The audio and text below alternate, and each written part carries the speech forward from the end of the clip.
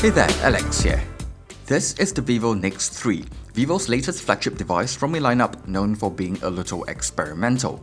The NEX 3 continues that tradition, but in a subtler and more polished way. So let's take a closer look at the phone and see if it's any good. The Vivo NEX 3 is a pretty big and heavy phone, but not in a bad way. It feels solid, well-built, and substantial. At first glance, the design of the phone is fairly understated, especially in this glowing night color option. But once you turn on the screen, it's anything but understated. Vivo calls this the waterfall full view display, which basically means the screen flows over to the sides of the phone. Other than a tiny bit of bezel at the top and bottom, it's pretty much all screen. However, even though it is stunning to look at, it does present a couple of side effects. Because all displays has limited viewing angles, the curved edges looks a little dimmer from the front. Also, you will see some light reflections on the curved edges under certain lighting conditions. Thankfully, the brightness of the screen is pretty decent outdoors, so I haven't found that to be too distracting. Another thing is that because the screen goes all the way to the sides, there isn't really any room to hold the phone without touching the screen, and there isn't any room for physical buttons. That said, I haven't encountered any issues with accidental touches, so the palm rejection software seems to be working well. For the power and volume buttons, Vivo took a page out of their Apex 2019 concept phone earlier this year and implemented pressure sensors to replace those buttons. The power button is slightly textured and sandwiched between the volume keys. I actually kinda like this implementation. There is a haptic feedback when pressing those buttons, and they're quite responsive. I can customize the pressure required to activate those buttons, and it does pretty much everything that you would expect from physical buttons. If for some reason you still need a physical power button, there is still one at the top of the phone.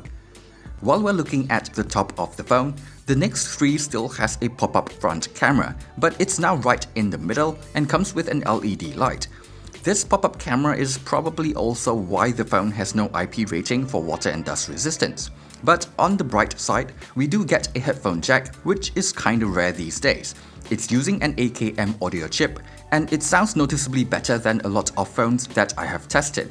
These days, I use wired IEMs almost every day before I go to sleep, so I'm definitely liking this.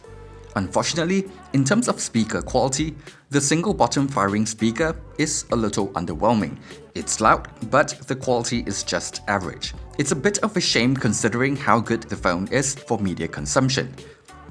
The Vivo NEX 3 is packing some serious hardware inside, so as expected, performance is excellent. Even for extended gaming sessions, I've never felt the phone get too warm. It seems like the vapor chamber cooling system is working quite well. The software experience is also smooth and responsive, despite being a heavily customized version of Android with a ton of features. Vivo calls it FunTouch OS. I typically prefer a cleaner software experience, but there are some useful features here. However, I feel like the user experience is a little rough around the edges and has a bit of a learning curve. So for example, some of the UI design looks a little dated and are clearly inspired by iOS, like how control center and notifications are separated. I know Android fans will probably hate this, but having the control center at the bottom actually makes it easier to use one-handed. Anyway, if you really want to, you can move the control center to the top right side of the phone. FunTouch OS is also very aggressive when it comes to killing background apps.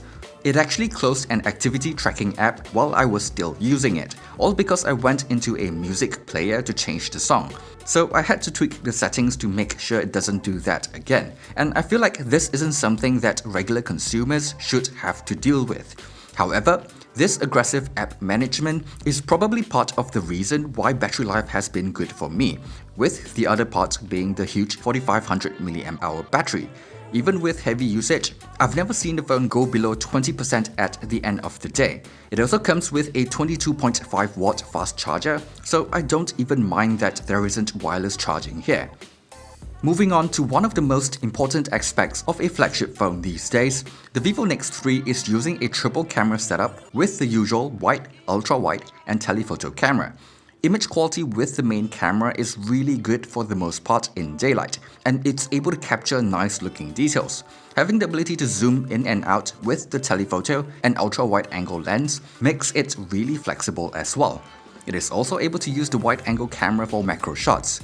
However, at night, the main camera is pretty much the only one that is usable.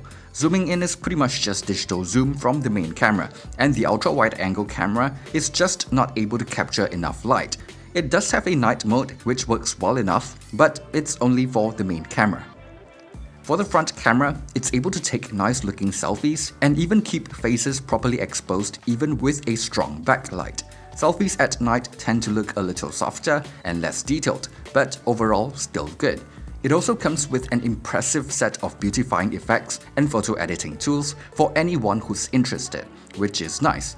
For video capture, there is software stabilization for 1080p 30 frames per second recording, but not for anything higher than that. However, there is a super anti-shake mode which uses the ultra-wide angle camera with software stabilization, and that works decently well. The camera quality is not the best I've seen, but I think it is still pretty good. I enjoyed using it for the most part, and I think most folks will be happy with it as well. Anyway, I'll have a link in the description below with everything I took with the phone, so you guys can see for yourself whether the camera is good enough for your needs. The Vivo NEX 3 is not perfect, and it has its shortcomings, but I do think that it is a good alternative with a couple of unique features of its own. I'm still not a huge fan of the software experience, but it's not too bad once I got used to it. After that, I started appreciating the phone for the things that it is actually good at. It's a gorgeous looking phone that has a really nice display, great performance, excellent battery life, good cameras all round, and a headphone jack that sounds pretty good, all of which results in a solid smartphone experience for me.